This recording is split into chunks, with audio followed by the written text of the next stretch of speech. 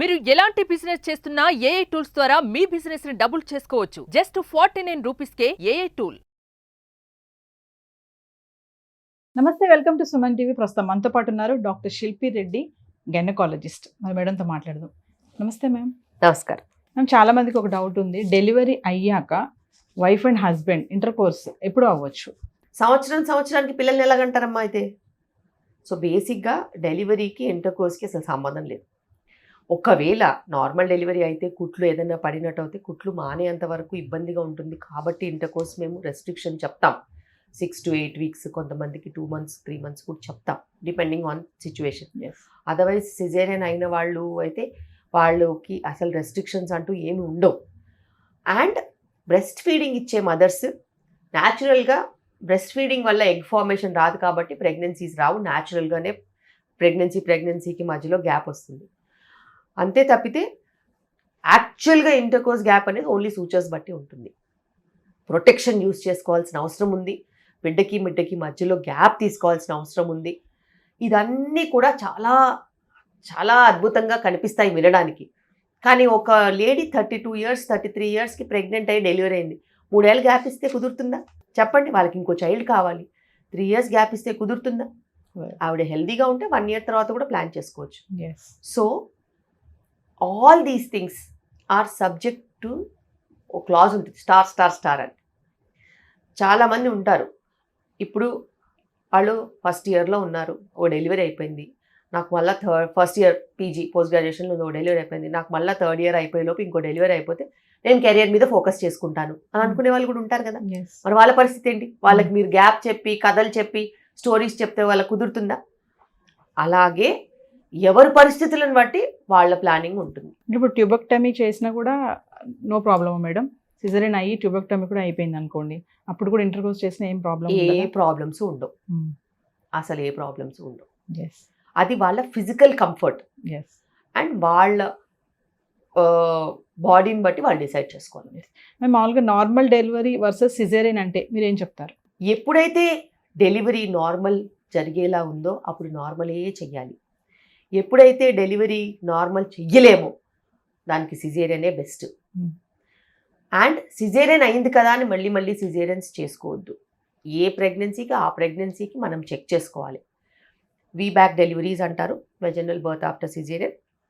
అది కూడా ఒక మంచి టెక్నిక్. అయితే దాంట్లో ఉన్న రిస్క్ దానికి ఉంటుంది. ప్రపంచానికి వీబ్యాక్కి రిస్క్ ఉంటుందని తెలియాలి. నార్మల్ డెలివరీ అయ్యే అవకాశాలు చాలాసార్లు ఉంటాయి. ఓ 1% 2% సూచర్స్ ఓపెన్ అయ్యే ఛాన్స్ కూడా ఉంటుంది. ఓపెన్ అయినప్పుడు తల్లి బిడ్డకి ఇద్దరికి రిస్క్ ఉండే ఛాన్స్ ఉంటుంది. రిస్క్ ఉన్నప్పుడు ఆ రిస్క్ మీరు తీసుకుంటేనే మీ బ్యాక్కి వెళ్ళాలి. రేర్గా ఉంటుంది కానీ ఉంటుంది.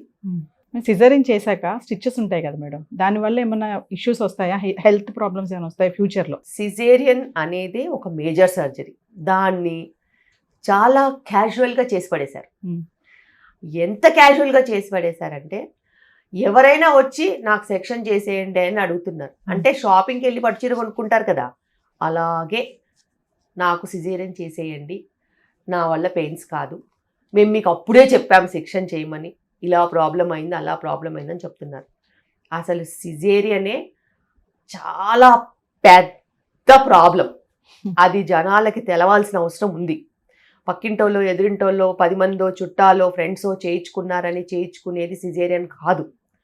సిజేరియన్లో 6 layers ఓపెన్ చేసి సర్జరీ చేసి double the amount of blood loss for normal delivery ఎంత అవుతుందో సిజేరియన్లో డబల్ అయ్యి ఆపరేటివ్ ఇంటర్వెన్షన్ అయ్యి అబ్డోమిన్ అంతా ఓపెన్ అయ్యి అనస్థీషియా ఇచ్చి ఇవన్నీ చేస్తేనే సిజేరియన్. దాన్ని చాలా క్యాజువల్గా చేసేసారు. చెయ్యడమే కాదు, అది ఇంకా ఓపెన్గా మాతోనే ఆర్గ్యూ చేస్తారు. ఈజీ అని కూడా అంటారు కదా మేడం, నాతోనే ఆర్గ్యూ చేస్తారు. ఎవరికి ఈజీ? చేసే డాక్టర్కి ఈజీ కాదు, ఇచ్చే అనస్థెటిస్ట్కి ఈజీ కాదు. ఎందుకంటే కాంప్లికేషన్స్ నార్మల్ డెలివరీ కంటే సిజేరియన్లోనే ఎక్కువ ఉంటాయి. కానీ పబ్లిక్కి అది పబ్లిసైజ్ అవ్వలేదు. అది ఒక కంఫర్ట్ సర్జరీ కింద అన్పాపులర్ చేయాల్సిన దాన్ని పాపులర్ చేశారు. ఎక్కడైతే నార్మల్ డెలివరీని పాపులర్ చేయాలో దాన్ని అన్పాపులర్ చేశారు. సో ఇదంతా కూడా ఒక గూడుపుటని లాగా ఎందుకు జరుగుతుందో కూడా తెలియట్లేదు.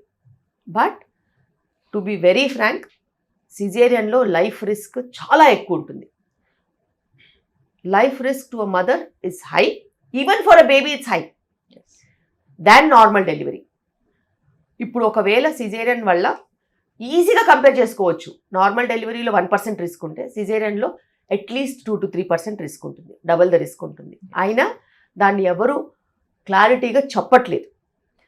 బట్ ఎప్పుడైతే నార్మల్ డెలివరీ అయ్యే అవకాశం లేదో వాళ్ళకి నిజంగానే ఒక బ్లెస్సింగ్ సర్జరీ అనేది, blessing and life saving procedure both for the mother and the child. ఎన్ని సిజేరియన్స్ చేయొచ్చు మేడం? ఎన్ని సిజేరియన్స్ చేయొచ్చు అని కూడా మనం చెప్పలేం. ఎందుకంటే ఇప్పుడు నేను నా సర్జికల్ స్కిల్స్లో నేను కరెక్ట్ రిపేర్ చేస్తాను. మరి కరెక్ట్ రిపేర్ చేసినప్పుడు మళ్ళీ ప్రెగ్నెన్సీకి అవకాశం ఉంటుంది. మళ్ళీ ప్రెగ్నెన్సీ వచ్చినప్పుడు దాన్ని రిపేర్ చేసిన విధంగా కరెక్ట్గా రిపేర్ చేస్తే they can come back for another caesarean. అట్లా పర్సనల్గా వాళ్ళ చాయిస్లో వాళ్ళ రిస్క్ తీసుకోవాలి. అయితే ప్రతిసారి మనం సిజేరియన్ చేసినప్పుడల్లా ముందు సిజేరియన్ అయిన దానికంటే కొంచెం ముందు చేసుకోవాల్సిన అవసరం ఉంటుంది. And number of children, safety, health ఇవన్నీ చాలా పర్సనలైజ్డ్గా ఉంటాయి.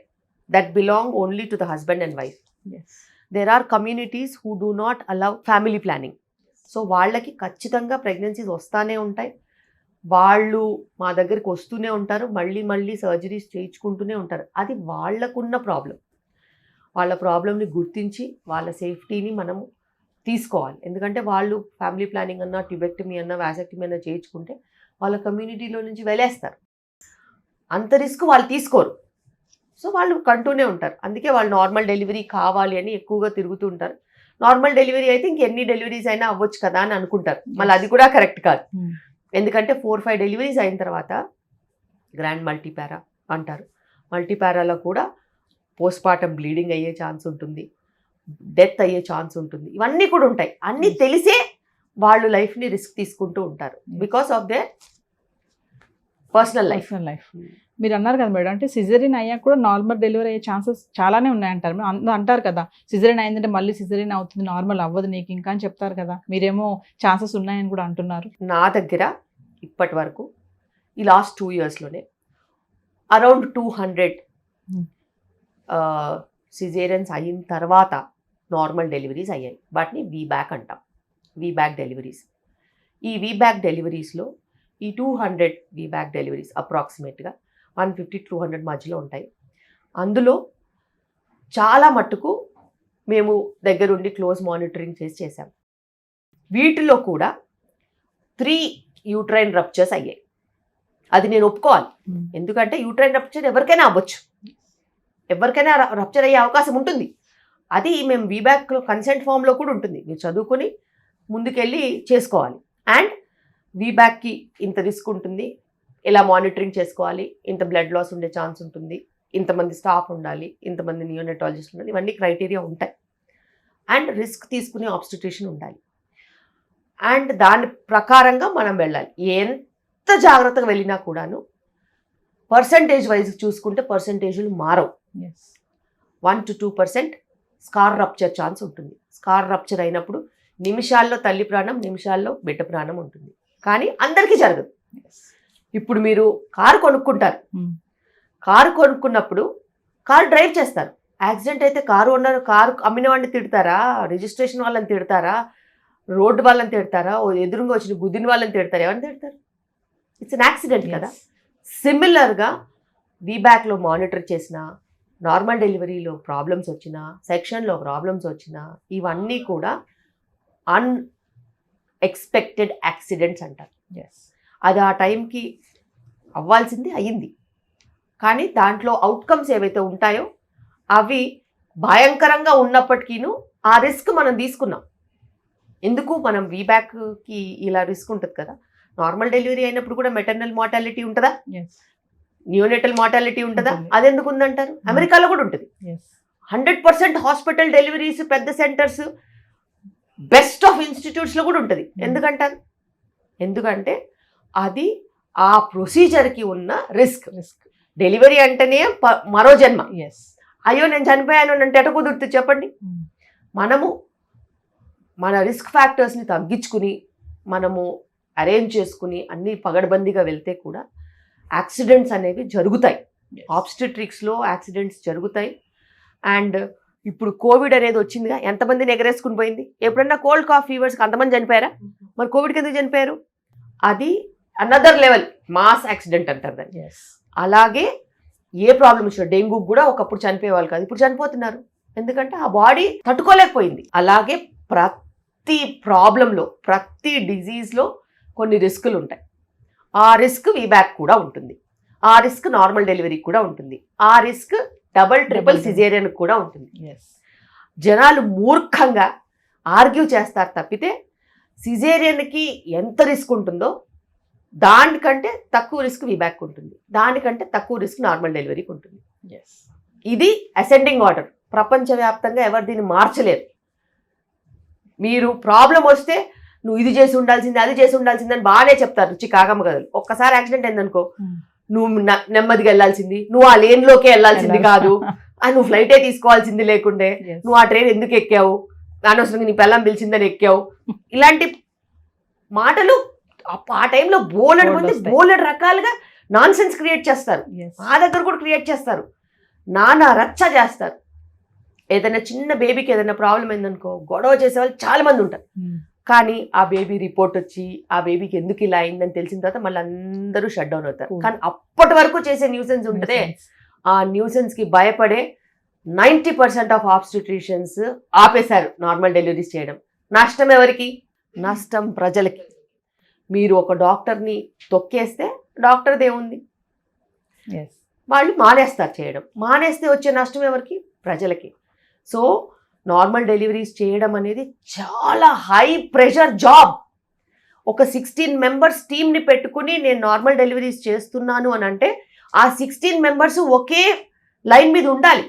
అంటే ఒకడు తిట్టినా, ఒకళ్ళు కొట్టినా, ఒకళ్ళు చెడు మాట్లాడినా, మంచి మాట్లాడినా మనం డీవియేట్ అవ్వద్దు. మనం పొగిడినా మనం డీవియేట్ అవ్వద్దు, మనం తిట్టినా మనం డీవియేట్ అవ్వద్దు. సో అలాంటి ఒక స్టాండర్డ్ మెయింటైన్ చేస్తేనే మనం ఆబ్స్టెట్రిక్స్ చేయగలుగుతాం. లేకపోతే ఊరికే స్టేట్లో 85% సిజేరియన్ రేట్స్ అయిపోద్దా? ఆ తర్వాత రియలైజ్ అవుతారా? సో ఆ రేట్కి వచ్చే పరిస్థితులు ఏంటో ఆలోచించాలి. సిజేరియన్ రేట్స్ పెరగడానికి కారణం general public choices, general public mentality. అది మారేంత వరకు ఎవ్వరూ ఈ ప్రపంచాన్ని మార్చలేం. ఎప్పుడైతే నార్మల్ డెలివరీ వైపు మొగ్గు చూడడం మానేశారో, డబ్బుతో సర్జరీ చేసుకుని పిల్లల్ని కండామని ఊహించుకుంటున్నారో, అదే సేఫ్టీ అనుకుంటున్నారో, వ్యవస్థ మొత్తం మారిపోయింది. ఆ వ్యవస్థ మళ్ళీ మారాలి అని అంటే మీరు ఆ డాక్టర్స్కి నార్మల్ డెలివరీ చేసే అవకాశం ఇవ్వాలి.